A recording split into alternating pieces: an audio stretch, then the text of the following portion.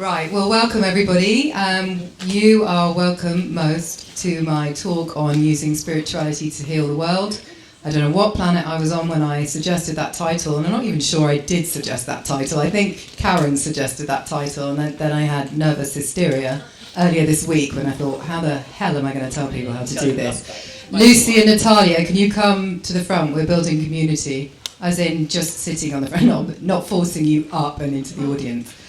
So what I'm going to do first of all, when these ladies have sat themselves down, is I have one of my auric cleansing sprays here. So I'm going to let you pass it round and spray your aura. The reason I'm going to get you to do that is because when we're talking about spiritual matters, it's incredibly important to be protected. And we will do some group protection in a minute, but this is important for your own auric field. And so I know about these things because I am an aromatherapist. I use essential oils and I love them, and the reason why I think they're so amazing for spiritual work is because they work spiritually, physically and emotionally on the body, and they just give aura cleansing immediately, but they also give protection, which is what we want. So we want to be in the best possible position when we're doing spiritual work, because we need to be protected, because you're opening yourselves up, and if you don't do that with ease, then it basically means you won't necessarily get the result you want, or you might over-open yourself up and get the result you don't want and be taking someone else's energy home, which is quite scary and very, very possible. And this week I found out that CERN was switched back on. I don't really understand these things because I don't spend a lot of time in that part of consciousness, but I know that has opened up a black hole, and I know the veil is very thin at the moment, and I've had an awful lot of people contact me and ask them if I can remove poltergeists and negative energies from their home, and my own son, who's very psychic, has been seeing more spirit than normal, so I know that kind of energy is around. So even more important, to protect yourself and have awareness of the need for protection when you are kind of working with spirit, as it were. So I've told you I'm an aromatherapist, I've told you I'm an astrologer. I'll tell you a little bit about myself, because I talked to this lovely lady earlier, because I was saying, well, spirit just told me to wing this, and some of you already know that in the audience, and it would just come because there's so many things I know about. If I tell you a little bit about me, and then you can tell me what your expectations are, what you'd like to go away with from today, and I will do my best to deliver those for you. So I was a child that was always interested in fairy tales. You may identify with that. I loved fairy tales, really wanted to believe that magic was real, really wanted to be the witch, living in the forest on her own, just working with herbs, and just, dealing with the fae and the unseen. And that kind of carried on, and then I went through a period where I felt like I always felt like I very much wasn't from this planet. I felt like I was from a completely different place altogether. And I remember having conversations with other little girls and them saying, I don't feel like I'm from here either. And then, as you grow up, you just forget those things because our culture has no place for them at the moment in the Western world.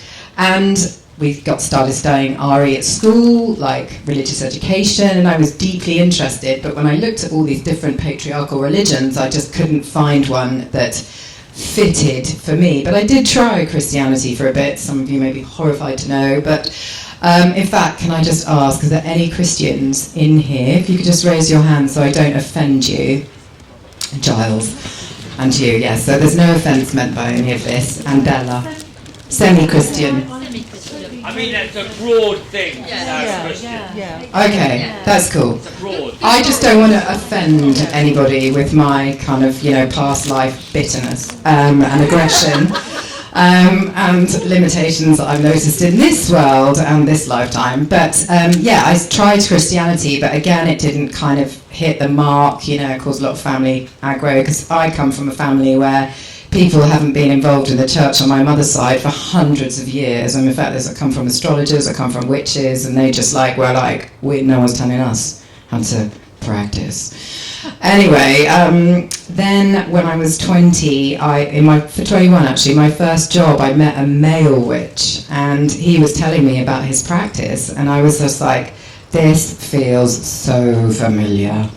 And it just kind of grew from there, really. And I'd love to tell you a story of how I suddenly found myself in Hampstead Heath connecting with the elements, but that's not what happened. I smoked way too much dope, and I just was very kind of, happy and kind of vibing and stuff like that, and just aware of I think I smoked so much dope, actually, because I was so sensitive that was the only way I could shut down my mind sometimes, because I could just see things, and it was just, I know that dope does bring the ability to see things, but you're more relaxed about it than if you're just seeing them without your permission.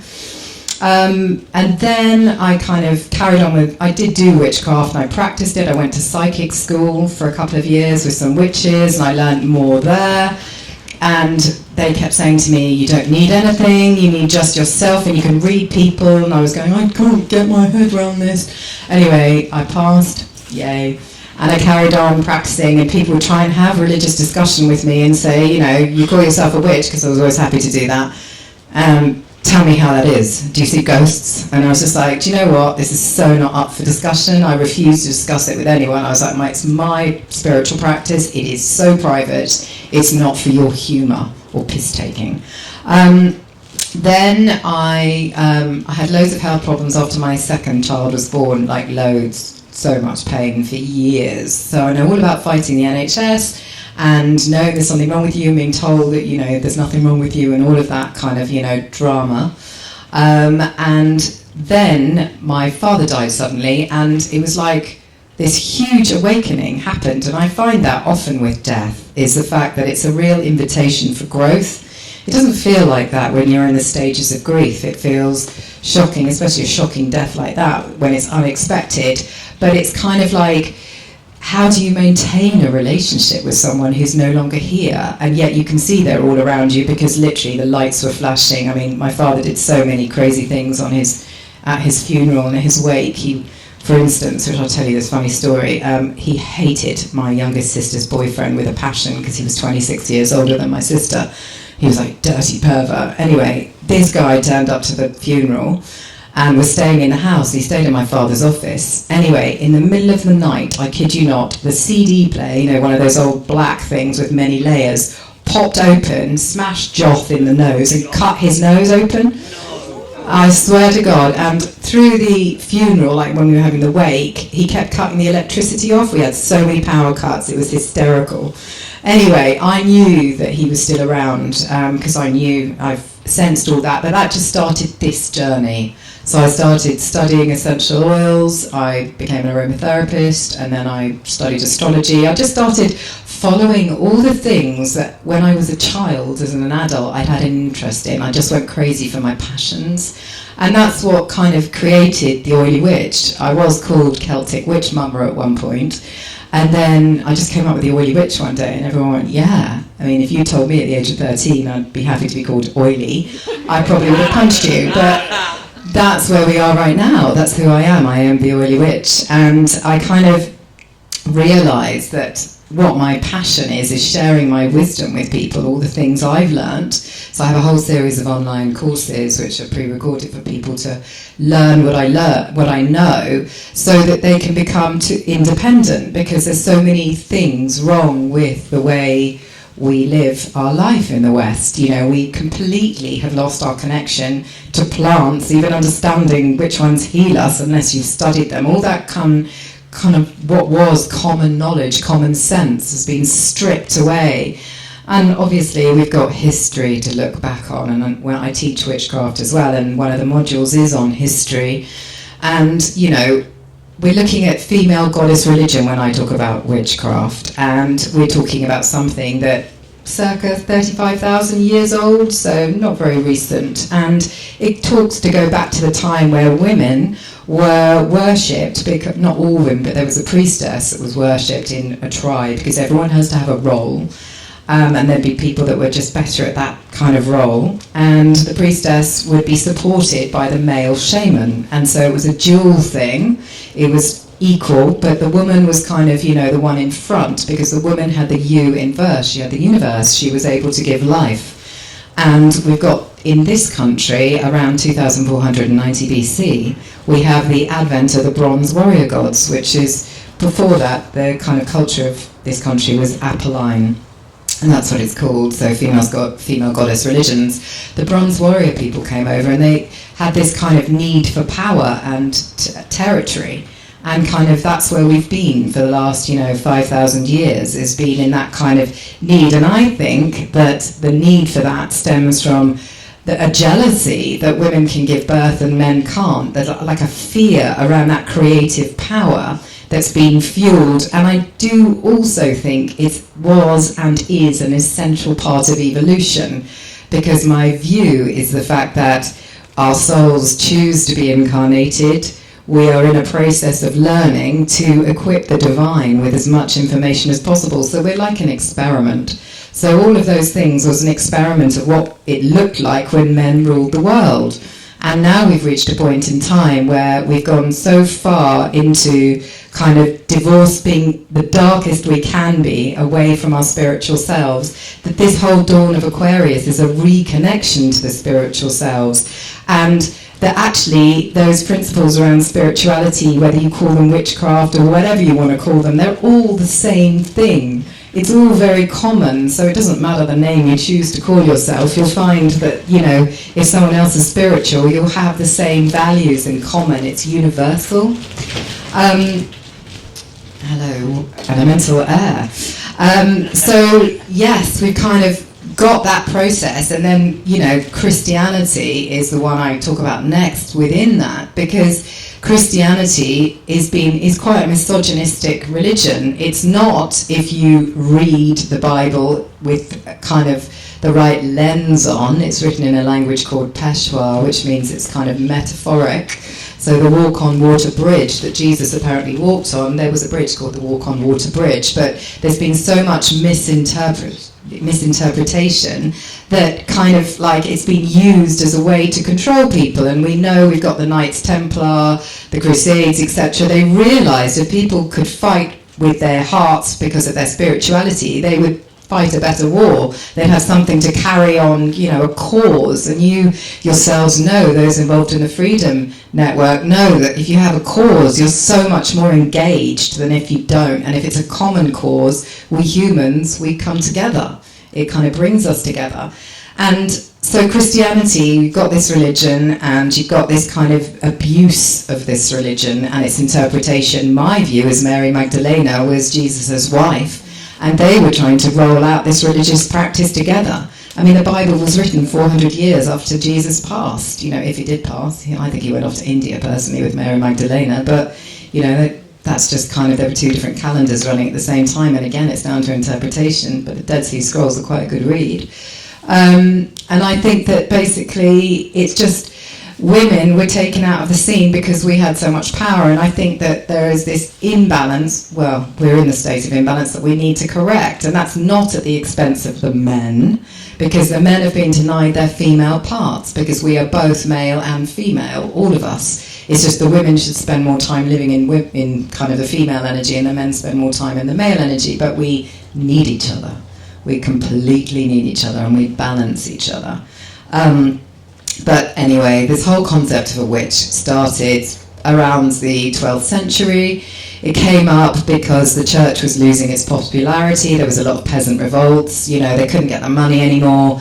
They thought people were taking a mick because people would basically go to church and then go into the fields afterwards and have the pagan festivals and do whatever they wanted. And they were like, these guys are getting out of control. All came down to filthy money, always does. How do we get more money in? Oh, I know. Let's start using health as a commodity. Let's create this kind of character of this woman that lives in the woods covered in warts who's going to kill us if we use her medicine. She's got her own best interests at heart. They took all that knowledge into the church. They started denigrating all of the kind of wisdom that was around, making people feel stupid if they kind of wanted to rely on that, said that there needed to be this intermediary, well, they'd already said that, between them and the higher divine, which we know we don't need, we can go straight. And it really created a big problem. And I think it was around the 1400s where the Pope decreed it on point of death, heretical. If you were called a witch, you could be put to death. And all of the customs and all of that wisdom started to be hidden and go underground, because obviously it was so dangerous. And people couldn't trust each other, and because they're calling each other out, etc. And we had that mildly through that time, but it really hit the skids around the time of James I, which is James VI of Scotland. And he decided, because he thought, I don't know why he was so scared of witches, I can't really... Oh, well, there we go, Freemason. From him. That's when they took over and they've been running the world since then. And it was the Freemasons before that weren't that, though, because the Freemasons were... They were called the Knights or Splitterers, like yourself, you were saying, and they went after the witches. The witches were stealing their business. And... Yeah, so they went in there and then started with witch hunting. The witch hunting, yeah. And they, well, yeah, because also the physicians had a big issue with the midwives. The physicians were from Phoenicia, so they were Phoenician. Oh, this guy should be doing this instead of me.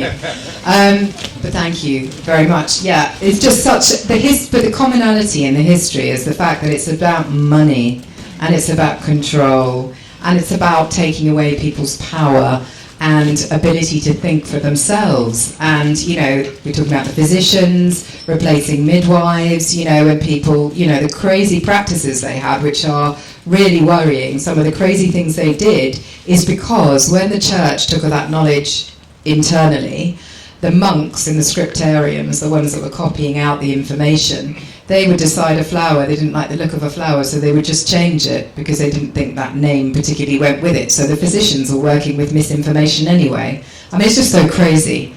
And people were told not to have baths because that would make them ill. You know, all these bits around hygiene, you've got the dark ages and things like that. It's just like so much about stopping you basically being able to survive and making it you feel, and they developed the concept of kind of sinning related to ill health. If you were unwell, you'd clearly been sinning, and the only people to absolve you were the church, and so it goes on, and all this fight, etc., and this denigration of kind of wise women, which is still going on now with the pharmaceutical industry, and the way they behaved in this COVID breakout. And I don't care if you carry on filming that, Simon, but during the lockdown, I was threatened by lawyers in America, little old me, because I'd written all these blogs about how essential oils could help you get well and which oils would help you during COVID, and that was so threatening to these lawyers. And also they were saying, but your country's more strict than ours. It's the British system. They don't want you to know this, and you're not allowed to make any claims at all unless you've put your medicine through these very kind of tough medical trials which test one plant active constituent at a time. And an essential oil has hundreds, so it just becomes completely unviable, plus the fact you can make your own essential oils. So why would they want you to make your own medicine? It's just like you can see it all kind of going crazy. Yes, Natalia? Can I just add to that, that herbalists were told literally they couldn't tell people they could heal them with herbs, and homeopaths as well, they were literally muzzled. Yeah, so, with their skulls bridles. Any women, you know, it's just, yeah, it's really, really just scary. And that witch hunt kind of, you know, people kind of the fear driving people on to kind of, you know, point the finger at other people and do all of that damage by coming together in such an adverse way, driven by fear. And that's a problem, isn't it? Because let's think about, where does fear sit in our bodies? It's a lower vibrational energy. It lowers us. And it makes us more vulnerable because it lowers our energetic field, because we are made of energy, we're made of stars, literally. And if you kind of recognize that and understand that we are these electrical, energetic beings without limitation, actually you can start opening up to everything. But you have to do it with my aura spray, because that's the only way to stay safe. But no, you can find your own practices. But yeah, kind of, and I'm pleased that kind of witchcraft is kind of witches are getting pardoned in, you know, what they did, etc. They're recognizing the damage this has done, and I'm pleased that on my course, and I'm awakening people and getting people to step back into their power, because it's so important. And you were asking at the beginning of the day about sovereignty and what does it mean, and it means standing in our own power.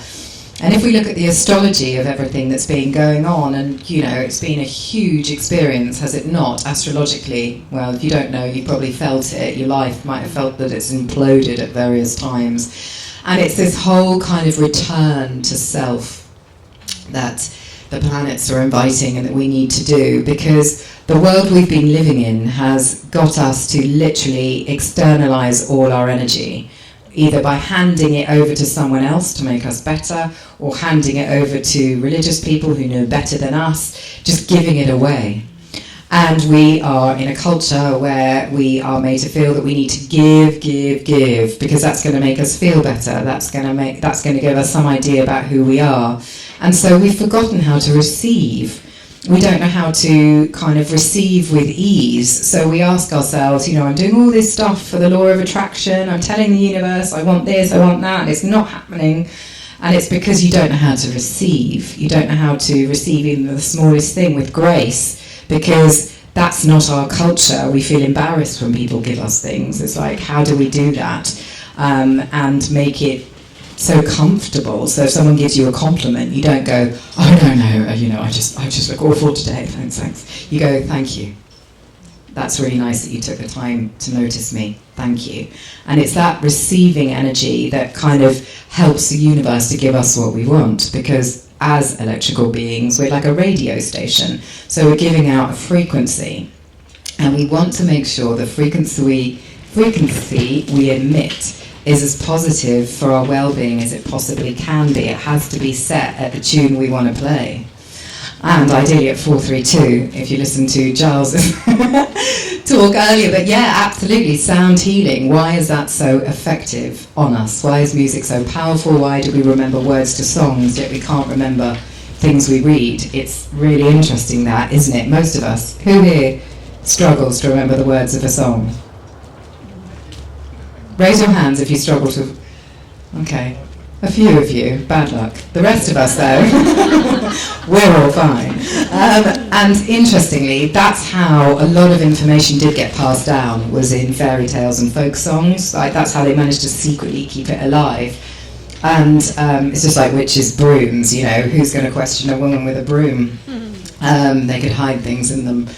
So you've got all that going on, and it's just... I've given you a little bit of who I am and the world we're in, and the fact that I believe in life eternal, that we are eternal beings, we continue and we learn, and our purpose is to inform the divine. That's what we're here for. So if we look at it in that way, it feels so much better when really bad things happen to us and we weather them, because we can think, well, I'm just helping out the divine, actually.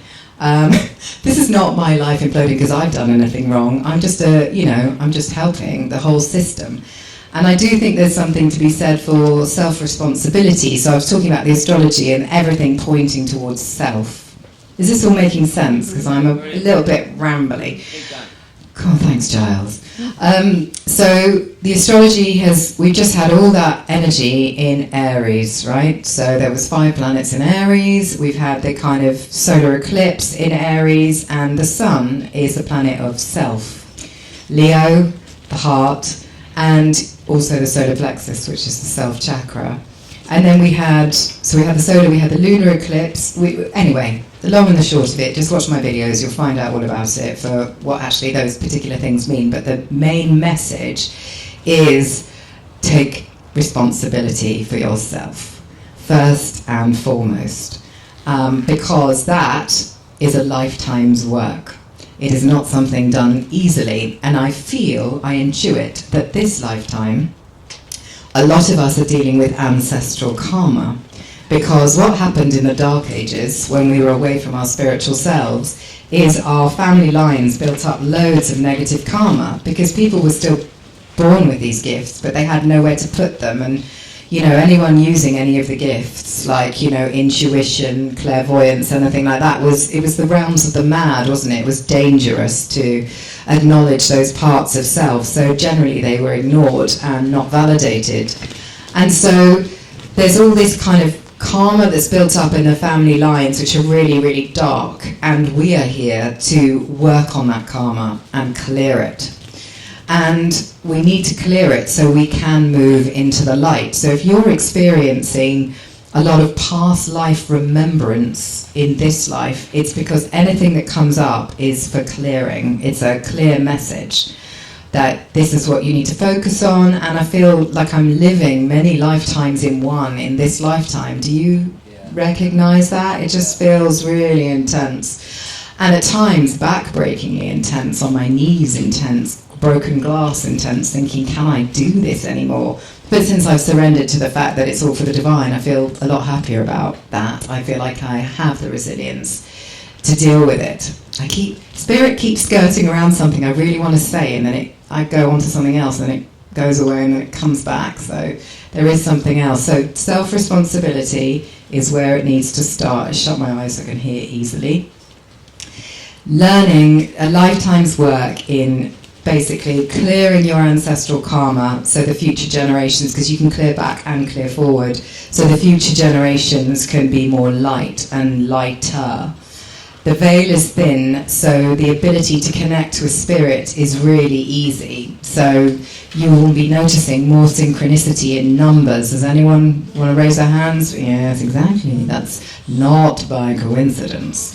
People just suddenly turning up when you think of them, etc. I remembered. So when we have a communication with someone else, right? If you imagine, as we're electrical beings, these kind of, imagine these like, they come out of us like waves, right? So we're radios. They're like doing this. And then we meet with another person, and they come towards us, and we meet, and then we dance around each other when it's a good connection. I'm not just talking a sexual connection. I'm talking about when you have a real rapport with someone or they feel familiar. You do this dance, you share information, you share knowledge, you come away feeling really, really good. Then there's people that you reach out, going to meet them, and you just slam up against a brick wall, and you're like, whoa. And if you're an empath like me, you'll go, oh, can I go above it? Nope, nobody there. Can I go below it? Ooh, nobody there. And then it's just a recognition of this person is like a tiny person has built a huge castle around them, and there's nothing you can do. But initially you'll feel a bit possibly rejected, because you'll be like, why is this person not meeting me halfway energetically? So it's kind of like that process is going on, and that's why some people make you feel amazing. And then you get some people, your energy goes out like that, and then they come towards you, and it's like, and they drain you, and you're like, what the hell was all that about, these energy vampires? And those are the people that are modernly known as narcissists, which is just a name for them, but what they are is people that are looking externally for energy because they don't recognize they need to take responsibility for themselves and find it from within. So they're literally externally validating the whole time. They want to be seen, they want your attention, because they don't know how to give themselves attention, and they've had a difficult, experience. Nobody gets born a narcissist overnight. Well, they probably do if they come from a narcissist, but you see what I mean? It's in family kind of paths. Now, so you've got this kind of energy flowing around you, which is what you protect when you put an auric field around you of protection. And I recommend, at the moment, I'm working a lot with gold. Gold is very important. So if you want to put like an auric protection around yourself, imagine a shield of gold. It is said previous civilizations used to spray the sky with gold because it was so protective and so balancing. So if they just changed the kind of what they're dropping on us to gold, it would be so much better. Exactly. Well, it actually balances the atmosphere, makes things more stable. So, a few ingredients. So the concept's right. It's just what they're doing, which is wrong, right? There's always two sides to everything. So now I move on to the things where around us in the world at the moment, there is a lot of things that are very distracting. There's a lot of dark stuff going on, and there has to be, because it's kind of like a process that history needs to go through, because things need to change. There's a lot of power in the hands of a very small amount of people. And when you have too much power, it's like anything. It's such an imbalance. You can't help but be corrupted, which is why I am a fan of electoral reform. I've got a politics degree, and that has made me just go, I don't want anything to do with politics in this country, because if you get into power through the system that's in place at the moment, you get so much power it takes over your mind, and then you're not going to do it any good, and everyone's going to stop you doing any good anyway. The chief whips will, so it's just so twisted. But it's not in the interest of those in power to change the power, because then it will take away their power, because power is like a poison, it's like a perfume, it's so addictive, it's so heady, people don't want to let it go. So what happens is, because the higher echelons, and we alluded to them earlier on, the Masons, the mystery schools, the kind of, they know about magic, and they're using dark magic to basically have this control, because magic is very, very real. And they want to distract you as much as possible, because the more you're worrying about what's going on over there, the less you're going to be worrying about what's going on in here. And so when you give your energy to something else, we were talking about this earlier, when you're a healer and you want to work on someone, you always say, do I have your permission? Because you need their permission to work on them. But what happens when you're a healer and you're sending light to the world? You haven't asked anyone's permission to do that. So I'd just like you to think about that. So you're sending healing to people without their permission. Now, if you think about the fact that every single soul chose to be here and go through the experience they went through, it doesn't mean they deserve it, but they, on some level, chose to go through that process to learn things, and you're sending energy in, you're sending out this kind of coil of energy and vibration into somebody else's situation, creating a further mess, feeding the kind of fear and not the light. So it's a complete inverse from what you might think you're doing, whilst undermining yourself at the same time. So I think that's what Spirit really wanted me to get across today, because all I can see in my mind is just like all these coils and like these huge messes of kind of like mixed kind of wires, as it were, as people are trying to do good, but it's not happening because it's such a mess. That doesn't mean if something crosses your path, it is not your responsibility. It means that everything that crosses your path, that you have the power to change, you change. You don't sit in your armchair bitching about it, going, oh, isn't that terrible? You do something about it. And if you get called to politics because that's your thing, you get called and you take the kind of energy in that and you go and do something about it. That's what I'm talking about. And I think that they are making so many bad things kind of happen all at once, like promoting it through the media, because the media twists everything. We never really know what's going on. Is to distract you, to weaken you, to make you live in a fear base of feeling like everything's out of control, because then you're easier to control. That's what I think. Now, I grew up in Paraguay for some years of my life. Paraguay is a country you've probably never heard of, 4 times the size of the UK. Population when I lived there of 1.5 million. It was under a military dictatorship. You had to have a license if you wanted any facial hair. It was crazy. Nobody bothered about locking their cars or anything. Nothing, because it was so safe and so stable, because it was a dictatorship. And I was studying politics at the time, and I'd come back to the UK with my stories of all the things that were going on over there, and my politics teachers were like, you're just full of shit, Claire. And I was like, no, really, honestly, these things are going on. So, and the way the media was portraying these things was so interesting, that kind of the difference of what actually was going on to what really, what they were saying was going on. So I know the media can't be trusted on any level whatsoever.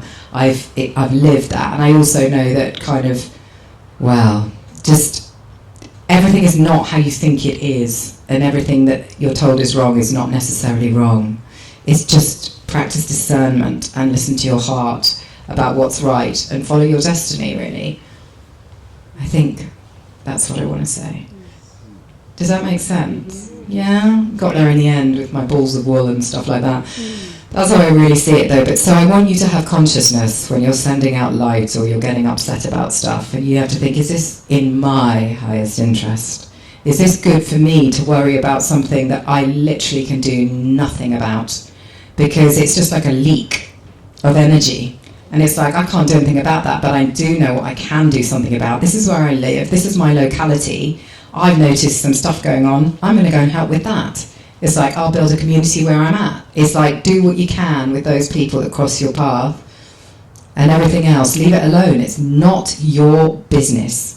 It's their business, and you're just warping their timeline from a misinterpretation of what they actually want or need. It comes, you think, from a good place, but does it really? So, yes, that is me. Has anybody got any questions or anything else they would like me to talk about? Stunned to silence. Could we do a little meditation, or you do a little meditation? I give guided meditations all the time, Giles. I'll be happy to give Do you. something, that'd be lovely.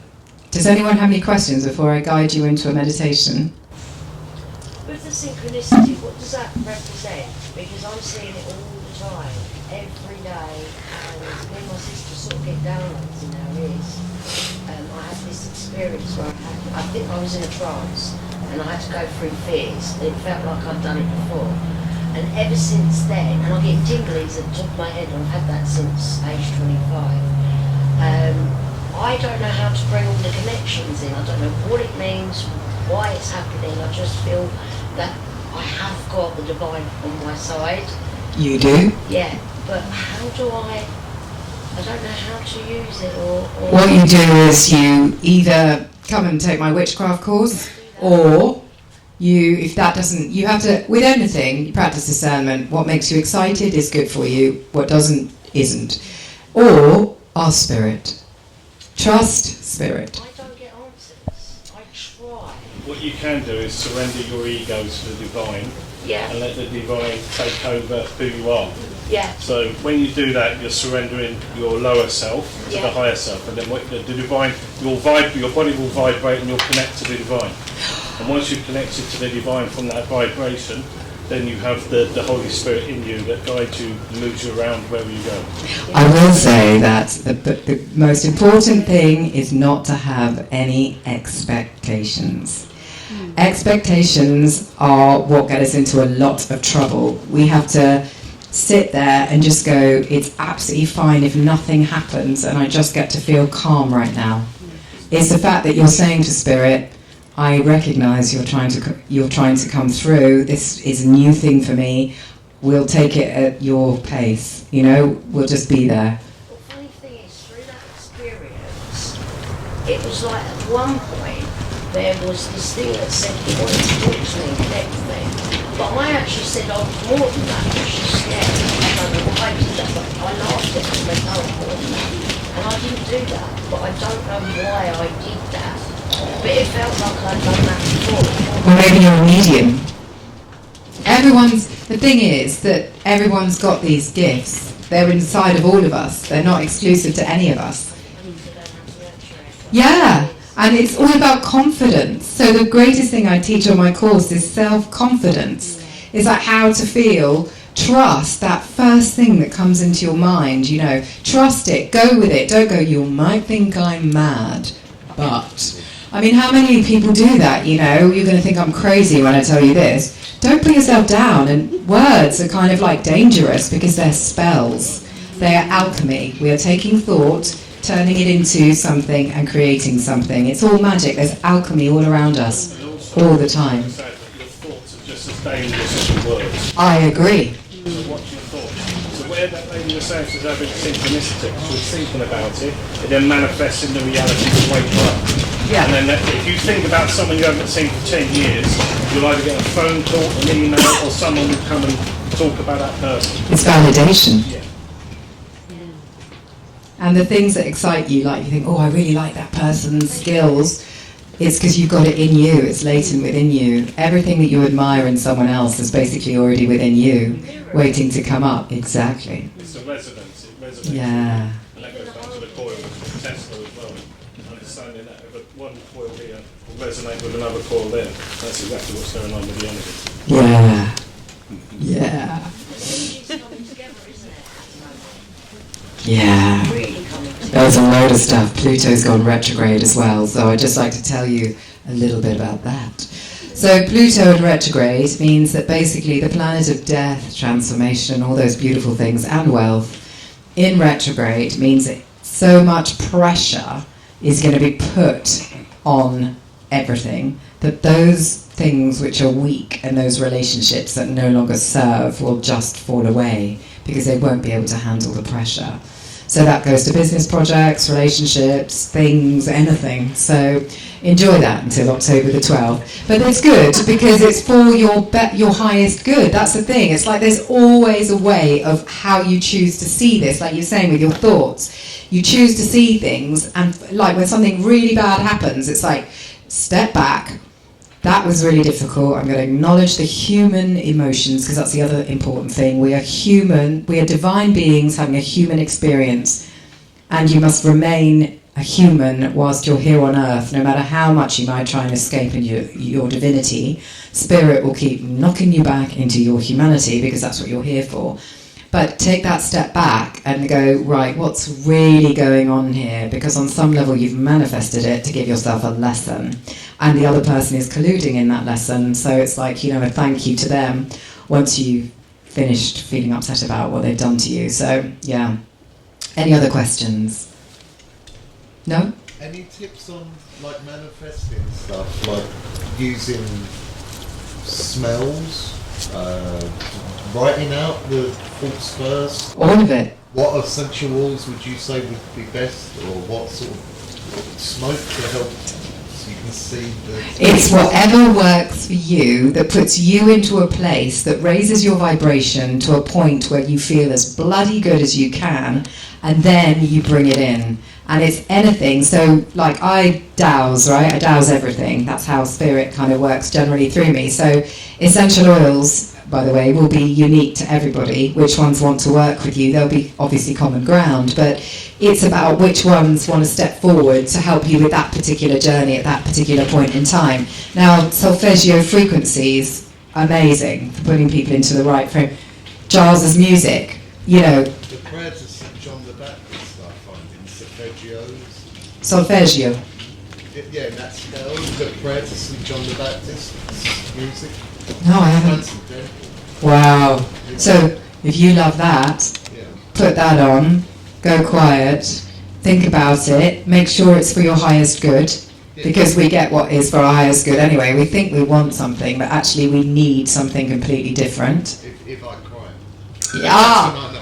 Ah! If a Everything, tear rolls down, you got it. everything Yeah. you think you want, you don't what you want. That's Yeah. for everybody else. I was trying to be selfish. We're here for other people. Yeah. We're here to express love. We're here to express the divine as well. Yeah. Yeah, but we've got to look after ourselves first.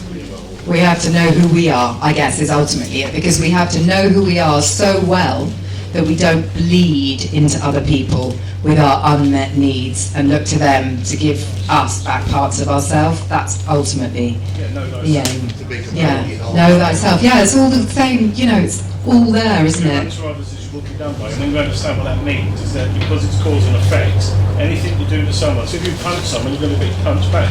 The effect doesn't happen straight away, or everyone will just wake up and understand it. So it happens a year, 6 years, maybe 10 years down the line, and you've forgotten about it. But it's everything that's happening in your life, you have caused it, no one else. Don't look externally, it's inside. It's You true. Go inside and cleanse your consciousness from all your evil thoughts, your evil words, and your evil deeds. And ask for you to be cleansed. Once you've worked out why you're feeling those feelings. Because you have to work out if you're feeling evil thoughts or you're feeling hatred towards someone, why? What is it? What's the mirror there? What's the learning? And you have to acknowledge those human emotions and let them flow through. Because we can't be the love and light brigade, we're the kind of, the human brigade, ultimately. You can't love and light your way out of being irresponsible for who you are. You have to take culpability. So, guided meditation now, feeling a bit like that, yeah? Giles is leading the way on this one, right. Your voice is just so incredible. Oh, thanks, Giles. It's so beautiful. I've done a whole series of oracle cards, actually. They're available to buy on my website, which are channeled messages from an entity called Sheltazar. And, well, you guys have heard them. They're quite good, aren't they? I think they're fucking amazing. Oh, Olu's got them as well. And they're just real kind of truisms that this guy I work with in Canada has basically downloaded. And they're just absolutely spot on about everything. And so I recommend you listen to those if you want to hear my voice. Sheltazar is an entity from the Punami, works with a number of 33. It's just another kind of intergalactic race out there. What kind of density are we talking I don't know, my dear, because it's Jeffrey's entity, about? Okay, yeah. not mine. I'm just a voice. Yeah, yeah. But I agree with the sentiment. So yeah, it's a good collaboration. So yeah, for £3 you can have a download. Right. So if you make yourselves comfortable, put your feet on the ground. How long have we got, Karen? Actually, do we know? 10 minutes. 11 minutes. I'm usually longer than that, so I'll be quick. Okay, feet on the ground, arms uncrossed, hands gently relaxed in front of you, face up or face down, whatever is comfortable, back straight. And just take some breaths for me, and I want you to breathe in through your nose, and initially I would like you to sigh out through your mouth. And as you sigh out, letting go of tensions, stresses, fears, just anything that is lower vibrational energy, releasing it out with a big sigh, like letting it go. I want to hear that. I want to hear it all going. Just letting it go over and over again. And as you breathe, being conscious of the breath that you're taking, being conscious of the oxygenation process that's going on in your body, as the oxygen gently opens up space within you. And when you finish sighing things out, just go to closed nasal breathing to release the nitric oxide to help with that muscle relaxation process. And bringing that in, and as you breathe, imagining out of the soles of your feet these beautiful, beautiful roots emanating. And we're still under the older moon, so these roots slide with ease into the earth beneath your feet, sliding deep down into that dark, vibrant place that Mother Nature is at this point in the year, connecting with the mycelium networks underground and a buzz of electricity, feeling that in your roots as they travel down past blood, bone and stone. And on they go at the speed of light until they reach your inception point, the inception of your family line in your human incarnation. And when they reach that point, they wrap themselves around that beginning, stabilizing you, anchoring you into earth, and feeling that energy from the earth coming up through those roots, through the soles of your feet, the tingling, warm energy of Gaia, as she holds space for you eternally with unconditional love, holding you safe, making you stable, grounding you. And you give back to her gratitude for being able to incarnate and have a human experience, for being able to enjoy the tremendous beauty that Earth brings us and shows us on a daily basis. So enjoy that fusion with gratitude and love in your heart. And now bring that energy higher. Let's take it up through the roots, up through the legs, up through the knees, the thighs, the pelvis, feeling that tingling, warm earth energy, feeling it into the sacral chakra, the relationship chakra, and feel that earth going around that central cauldron of energy and just grounding it, making those relationships with the outside world solid, well-rounded, calling in the energy of Taurus to make this happen in Taurus season, the balance of number 2, bringing that in, and then take it higher still to the solar plexus, the sun chakra, the one of personal self and ego, and bring in the earth to that sun, grounding that energy, making yourself feel safe, using earth energy to make yourself feel grounded, to make yourself feel nourished, to remind yourself that you are enough. And then we travel higher still to the heart.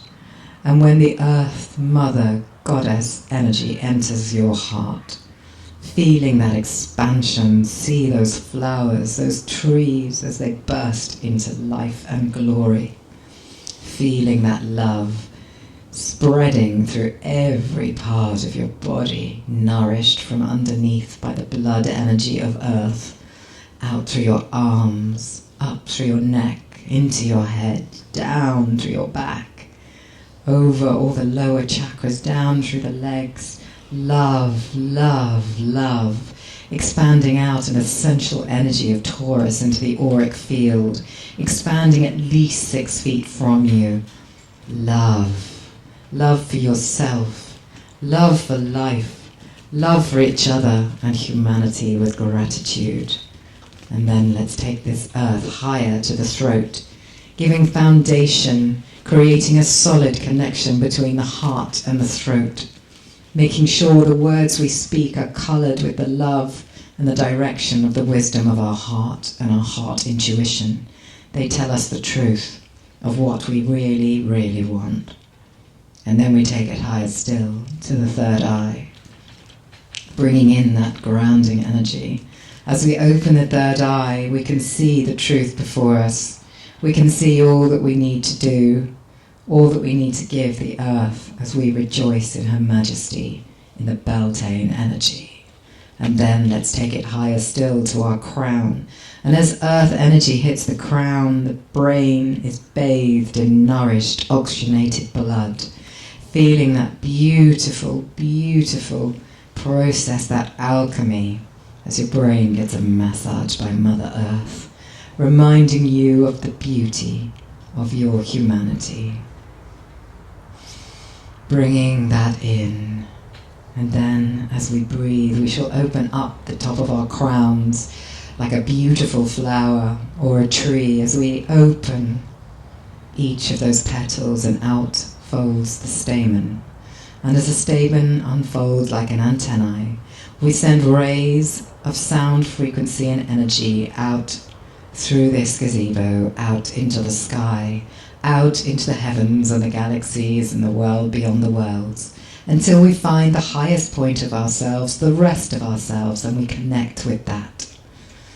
Making a connection, and then allowing the beautiful golden celestial starlight energy to come down through this antennae, filling us with light, golden, golden starlight energy through each of the chakra fields, bringing our vibration to its highest possible best while we are in human incarnation, the divine part of ourselves, bringing that wisdom into the crown to raise the vibration and the quality of our thinking and thought processes, down to the third eye, to really help us to understand and give us perspective on what we see and know, down to the throat, making sure that we understand the importance of the words we speak and they fall on the right ears with grace for the highest good of ourselves and all and to the harm of none. And then down to the heart, we send that light, celestial starlight, into that beautiful forest, the garden of the heart, to which it brings beautiful, beautiful stars, and reminds us that we are so much more than just how we feel when we're here on earth, reminding us that we are eternal, that we can have the courage to face anything and everything that comes our way, for it is for our highest good, and on some level we chose it, but we have the courage to deal with it, the resilience. And then we bring that starlight down to our solar plexus, and we feel the sense of self expanding, the ego, the smallness of any fear around lack falling away, as we are reminded that we can give and receive with ease. And then down to the sacral chakra, and as that light curls and shines and whirls in that chakra center, we ask to release relationships which do not serve our highest good with ease and love, that they fall away with gratitude for our connection to them. And then down to the roots, we send that in, the starlight connection, and we send it straight down to Gaia, connecting and being a balance between so above and so below, heaven and earth. A true balance, a true connection. And just feeling that energy pulsing through you, those two energy points coalescing within you, that is exactly what you are, a divine being in a human body. Just know that. Really feel that. And really be grateful for that. And feel that love and that gratitude spreading out to above and below. Bringing it in. Feeling it, knowing it, trusting it. Under the balanced light of Taurus and the older. And now we must return. So we start with the starlight connection and we gently release our connection from our higher selves, bringing it in and down with gratitude to the rest of us, with a commitment to look at the night sky and see ourselves twinkling back. For we are the voices in our hearts and minds that always save us. It is us, just further distant parts of ourselves. We are so magical and so limitless. And now, as we bring that in, close that over, we rush over each of our chakras, placing a golden shroud as we gently close them down, wrapping the auric field in gold. And then we get to the roots. And we gently, with love and gratitude, disconnect from that earthly connection to Gaia, bringing up our roots with grace past blood, bone and stone, into the soles of our feet, to be called upon next time we wish to make an earth connection. Take 3 deep breaths.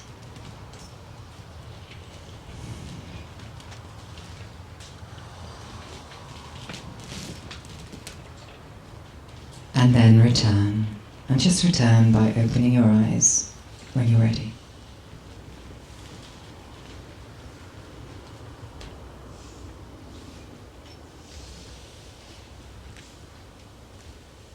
There we go. Is everyone back? Más o menos. Some people don't want to come back. I know it's so beautiful when we float out there, but it is so beautiful down on Earth as well. There's so many beautiful things to see and do and experience. So I'm Claire the Oily Witch. You can come and get a card. I do all kinds of fun stuff. So if you want any healing, astrology chart reading, aromatherapy, spiritual guidance, witchcraft training, I've tried to create a one-stop witch world. So I'm all there for you. So thank you. I am, Giles. I have it at the back. Back to you, Margaret. Okay, no problem. So thank you very much.